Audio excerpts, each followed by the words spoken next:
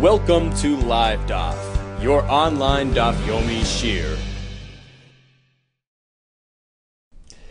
Shalom Aleichem and welcome back to today's Daf Hayomi Nedarim Daf Lamed Daled. We are holding right on top of the Amud, but perhaps we go back to the beginning of this segment of Gemara. So back on Lamed Gimel Amud Beis, 2, 4, 6, 8 lines, 9 lines from the bottom of the Amud. The Mishnah speaks about a fellow who is a mudar hana'ah, which means Reuven and Shimon may not derive benefit from each other.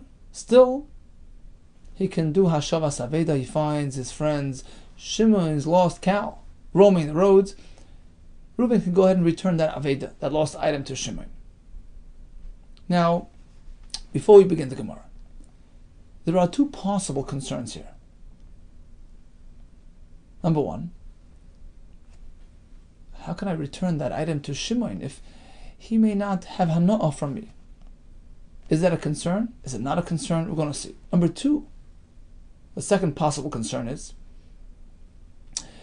let's say I'm Reuven, you're Shimon, and I may not have hana'ah from you. Now, when I deal with your aveda, I occupy myself. I involve myself with your lost item. At that point, I am involved in a mitzvah. Oisik b'mitzvah, one who's involved in a mitzvah is potter b'na mitzvah, is potter from all the other mitzvahs, including tzedakah. So in effect, getting involved with your lost item exempts me from tzedakah and saves me money. Is that considered having gotten hana'ah from you? So we have two possible concerns, and the Gemara will deal with them and tell us when exactly do or do not these concerns apply. Pligibor Rav Ami, Rav Asi. There was a machlokes between these two Amiroim. Chad Amar, one explained like this. Lo Yisham. When does the Mishnah allow Reuven to return the item to Shimon? Ella, that's only in the following case, b'shenichsei machzir, when the belongings of machzir, the one returning, meaning Reuven, his belongings are asurin al balaveda, are asa to Shimon. Still, Reuven can return Shimon's lost item. Why? He's not giving him anything. He's just giving him back his item. When he returns the item to him, midam, the thing, the nafsheka mahaderle, his own item is being returned to him. So Reuven is not really giving Shimon anything. Well, in terms of the effort and tircha, that's a mitzvah. But in actuality, did he give him something? No. There's no concern there. But suppose we switch around the arrangement. Your nachasim, Shimon, the bal aveda, are asur to me, Reuven, asur al machzir. In this case, loy kamahadele. I may not return the item to you to kamahadele pruta Rav Yosef. Oh, the money earned, the money gained by exempting me from tzedakah, it's called pruta Rav Yosef, something discussed by Rav Yosef in Mesechus Bava Kama. I'm gaining from being involved in this aveda. I'm getting something from you, albeit in a roundabout way. That's hana'ah, and that's us. The other one explains, even in this case where your nechasim, the owner of the lost items, belongings, are also to me, the machzir, asur al machzir, still I can return the item to you, mahadele. Well, the fact that I become pata from tzedakah, that's not such a common occurrence. Umishum pruta de Rav Yosef leishchiach, it's not so common and it was not included in your neder. So now, let's go back to the Mishnah. So hashavas aveda is mutter, but you must be careful. Mokim shenoitlan aleh schar. If you live in a community where the minhag is to accept payment for returning a lost item, in lieu of lost income, of lost employment, you take some schar batala for doing hashavas aveda. What do you do with that money? You can't take it. Tipol hana'ah lehegdish. So you take the money. You don't give it back to the owner of the lost item. Doesn't keep the money. He can't. He's not allowed to. Rather, he gives it to hegdish as a gift. Now, why? Why is it that I can't accept the payment and you can't accept it back? It goes to a third party. This works according to the Shita, who says, Afilu b'shenich sei bal aveda asurim al machzir nami mahader that even when you, Shimon the Baal Aveda, have your nechasim asur on me, still I can return the item. We're not concerned about, Pruta to Rav Yosef, right? So that being the case, we understand the Mishnah. So we're speaking where there is a neder in both directions. I can't have from you, you can't have from me. But that doesn't prevent me from doing Hashavas Aveda, as we explained. But you have to stop there. You can't accept that payment. Hainu diktani, that explains the Mishnah. Makim shenaitan alei sachar, even though typically you accept payment for returning a lost item, in this case you can't. So I can't accept payment from you, that's hana. You can't save that money. You can't, not pay it, because in effect you're having hana from me by avoiding payment. Rather, tipol hana lehegdish, the money goes to hegdish. That explains the halach. Ela lamanda amar. But according to the other shita mentioned earlier, you, Shimon, the Baal Aveda, is nechasma asa to me. In that case, I can't return a lost item because I'm having hana. I'm oisik with mitzvah, I become potter from tzedakah. So when the Mishnah says, I may return a lost item, apparently, we're not speaking about this type of case where I can't have hana from you.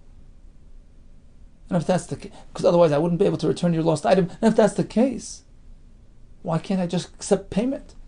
Amai tipul hana lehegdish. What's wrong with accepting the payment? Right? In any case, we're speaking that I could have hana from you. Otherwise, I wouldn't be returning lost item. So if the minhag is to accept payment, let me accept payment. The answer is achada katani. You're right. We're not speaking about a case where both people are usher to have hana from each other. Rather, we're speaking where the Baal Aveda cannot have schar from the cannot take hana from the finder, right? So Shimon the Baal Aveda cannot have hana from Reuven, and it so happens to be that I, the finder, although I could have hana from you, right? We're not speaking about it was a two-way isser. The Havamina, the Gemara figured, we're speaking about a two-way isser. I can't take from you, you can't take from me. And therefore the question was, well, in that case, I can't return your Aveda because I'm having hana from you because I'm potter from tzedakah. Right? So apparently, the fact that the Mishnah allows you to return the item is an indication that we're not speaking about a case where I, the finder, am usher to accept hana from you. So why can't I just accept payment, which was standard procedure? The answer is, you're right, we're speaking where I, the finder, can have hana from you. You can't have hana from me. It so happens that I refused payment. I did not want to accept payment for doing a mitzvah. Okay, that's the situation. Question is, what happens to that money? Can we leave it by you? No, because you can't have hana from me. So the only solution is send the hana to Hegdish. Achad Ketani, says the Gemara. The Mishnah, which says that you have to send the money to Hegdish, is not because I, the finder, can't accept the payment. I could. We're speaking that I could have hana from you, but it so happens to be that I refuse to accept payment for doing a mitzvah.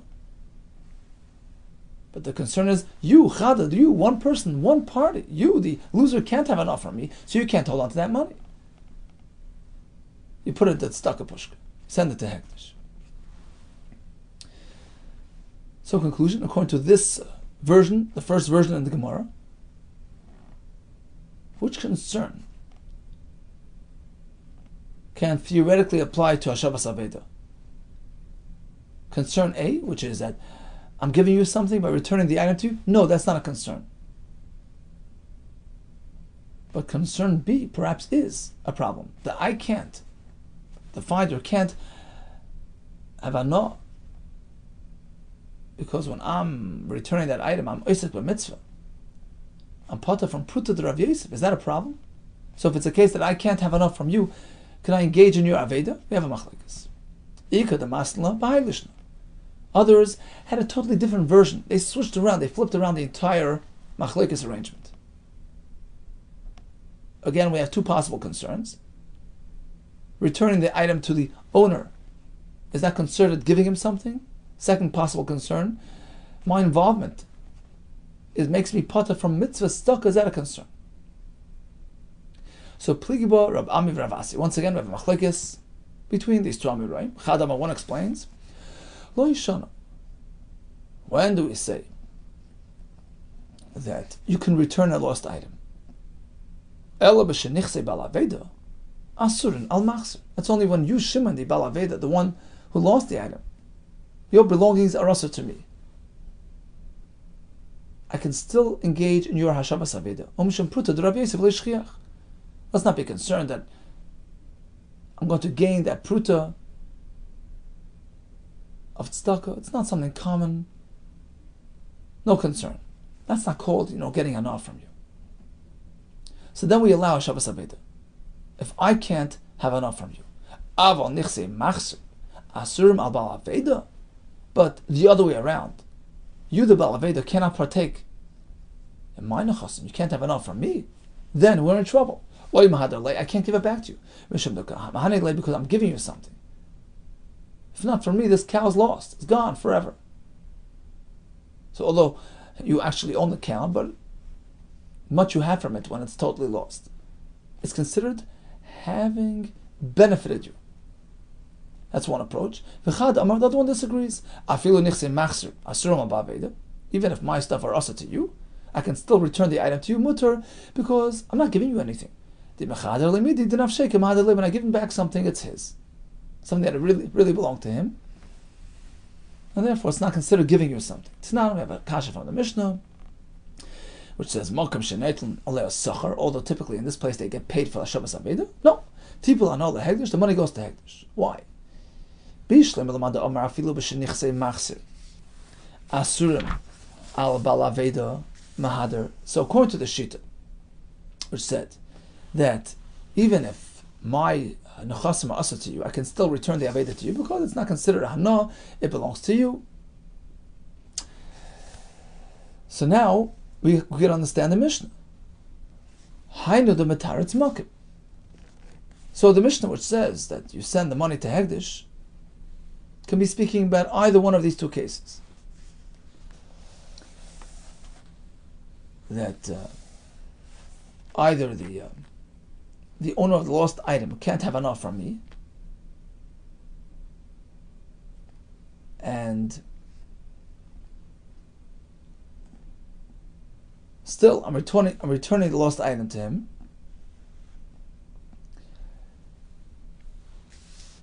But he can't. If for some reason I refuse to accept payment, he can't keep it because he's actually benefiting from me. Right? Or speaking, now we're both asa to each other, right? But I can still return the lost item to him, and then I can't accept payment, of course. Problem is he can't keep the money either. So whether it's this or that, he has to send the money to Hegdish. According to the other approach, that if the finders' belongings are also to you, the losers, the owner of the lost item, my nechasim also to you, I may not return an item to you because it's considered giving you something. It's considered mahana to you. So when the Mishnah speaks about doing Hashavas Aveda by Mudar Hana, apparently we're not speaking about such a case. That I am Asr to you. Otherwise I couldn't do Hashavas Aveda. The only hete would be if you're Asr to me. Right? So if that's the case, if I can't take payment, just hold on to it. Heichem etaretz mokim. Right? How's he going to stand the lashon of the Mishnah? Mokim, that it takes schar, send it to hekdesh. What's the issue? The owner of the lost item can have enough from me. Why does he have to send the money to hekdesh? Just hold on to the money, keep it. Kasha, we leave it as a kasha. So bottom line is, the Mishnah says, Mudar hana can do a Shabbos Aveda. We have two possible concerns. I'm Reuven, the finder. You're Shimon, the loser, the owner of the lost item. If you can't have enough from me, who says I can return the item to you? Am I benefiting you? That's a good question. Conversely, if I can't have enough from you, who says I can involve myself in this mitzvah, which makes me potter from tzedakah? So according to version number 1 in the Gemara, concern 1 of returning your item is not a concern. It's yours. Concern 2 of Oisek mitzvah is a concern. One shita is mater, one shita is Oisek. According to version 2, it's the other way around. If I can't have from you, there's no concern. The pruta of the tzedakah, that's not shchich, that's not hana. But if you can't have from me, that's a real concern. Can I return an item to you? Machlekes. Continues the Gemara in Amud Beis. Amar Rav, hoysel afan of kika shel hefker. A fellow is walking down the street, and suddenly he notices within, close proximity, the Ran says within 4 amas, which is, a person's personal space, he notices a loaf of bread lying on the floor. Ownerless, hefker. V'amar, he says, look, I'm not being zoich, I'm not taking it for myself, I'm giving it to Hashem. V'amar kikar zu hegdish. And then, oops, not la'ichlai, picks it up in order to eat it. Mo'al, he has committed me'ilah. Because he has misused this item. How much does he have to pay? Lefi kula. In accordance with the entire value of this item. Because he totally took it to himself. He did me'ilah on the entire loaf of bread. Let's say he took it without intention to actually eat it himself. Rather, he's going to hold on to it for his kids to inherit. So here it's a limited me'ilah. He only had very little benefit, a token benefit. He impressed his kids with his concern for their future, so he did me'ilah, but only on a small scale. Ma'al lefi toivas hana sheba. Toivas hana means just a bonus, a little token amount. The me'ilah was, as much as he has hana, the fact that he gets this recognition and appreciation from his kids. I have a kashet, I have a shaila to you, Rav. Reuven turns to Shimon. Kikri ze alecha. This loaf of mine is also to you. So not just this loaf, but my loaf, this which is mine, is also to you. So while it's still by me, of course it's also to you. What about if I give it to you as a gift? I give it away to you. And now I give it to you, Shimon, as a gift. Mahu, can you have that food? What's the question? Kikri, Amar Loi. He used the word kikri. Perhaps. That's limited to when it's by me. When it's my food, it's also to you. Or perhaps you can say, Alecha Amar Loi. He says, kikri ze Alecha. Ilovei Shabbos Hegdish. He deemed it like Hegdish. It's usher to Shimon, his friend, regardless of whether Reuven owns it or Shimon owns it. So what would you say? So when it's by me, it's certainly usher. But if I give it to you, b'matana, does it become mutter or not? Amalei, so Rabbi says, of course it's usher. Pshita. The afagav, the yahavale matana. Of course, even if he gives it to Shimon b'matana, usher. Of course he can't have it. The isser applies to the actual bread. And the Iran is Geras. The Eloi. Alecha. Because if you're not going to interpret it this way, the way I suggested, that the Isser was absolute on this item, irrespective of whether I own it or you own it. If you don't learn Alecha as the primary, focus of this expression, that it's Asr on you regardless, what was he trying to exclude? Meaning, what was he trying to cover here? What was he trying to address? I made it Asr to you. Asr for when? Lafuki di ganva mignav. I was trying to address a concern that you might steal it from me. Well, of course it's asr, not a steal. What was I trying to accomplish when I said this thing is asr to you? If you come grab it from me in the middle of the night, of course it's asr. Oh, so apparently his concern was that maybe he'll come pressure me to give it to him as a gift, to give the matana. So he's trying to avoid that, to protect himself from that. So he says it's asr to you, but even regardless, even if I gift it to you, it's still asr. I'm trying to avoid that very situation of having to give it to you. So according to Rav, it's always asr. And Rav Chia Bar Abba disagrees. He says, Amar leiloi, you know what? Perhaps once Reuven gives it to Shimon, it's out of Reuven's domain, it becomes mutter. Lafuki di azminei Allah. And when he said it's asr to Shimon, you know what he meant? He meant, I don't want to invite you to a meal. I don't want you to pressure me. He's trying to avert that situation of having to invite Shimon to his meal and having to feed him his bread while it's still Reuven's. That's what he meant. He didn't mean that Shimon's going to steal it. He didn't mean that, even if he actually gives it to Shimon, it should be still be asr. He was addressing a very specific scenario, concerned about being plied into having to invite Shimon over to his house for the meal. So he says, look, this loaf of bread of mine, meaning while it's still by me, meaning if you come eat by me, I'm trying to avoid that. No, it's I'm not interested. It's asr to you in that sense. But of course, if he actually gives it to Shimon, it's a change of hands, change of ownership. That's not kikri. That's not what he had in mind, and it's mutter.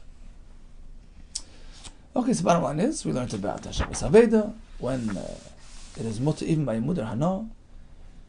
A fellow did Me'ilah on a Kikar Shel Hefker. How much was he Moil? Depends on his intention, how much benefit he has. And Kikri Ze'alecha. According to Rava, even if it's given by Matana, it's Asr. According to Rabbi Yehuda Kessler, only as long as it's still sitting by him. Hashem should give us much atzlacha and b'suras, Tevis.